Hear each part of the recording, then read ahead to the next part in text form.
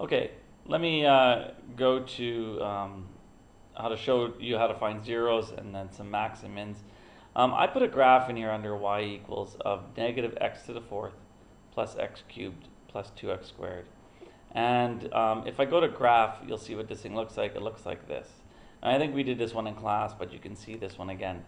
Just to refresh your memory, in order to find any of these key points, key features, I'm going to go to what's called calculate right here above the trace button. So I'm going to go to second function, calculate, and then of course I can find various things. I'm going to find the zeros. So I'm going to scroll down here to number 2 and say that's what I want to find is the 0. So let's say I want to find out what the far left 0 here. There's 3 of them here that we can see. And first thing it says left bound, and it basically just wants to know the left side in the x of the 0. So I'm going to put it somewhere about there.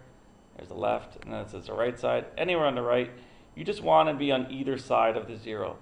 And then where is my guess? I'm going to say right about there. And what happens is it says, oh, x is equal to -1 and y is equal to 0. So it shows me that.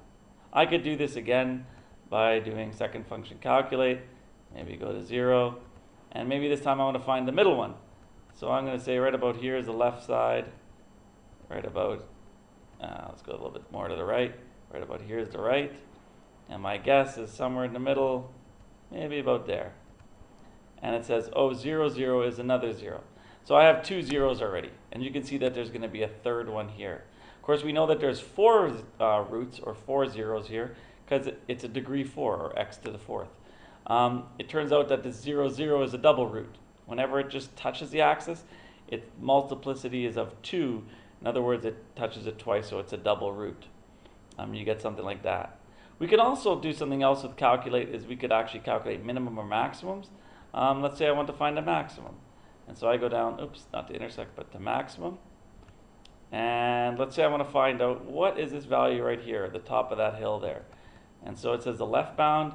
I'm just going to go a little bit to the left. And then it says the right side. My right boundary is right here. And my guess is, I don't know, maybe about there. And I hit enter.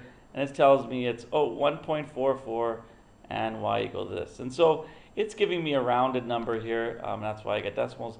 But it's a good idea of kind of where that is. You could maybe calculate that. We'll learn how to factor a little bit later. But that's how I would work through something like that when you're doing this. And so you can see, sorry, pardon me, that's how to do something like that there.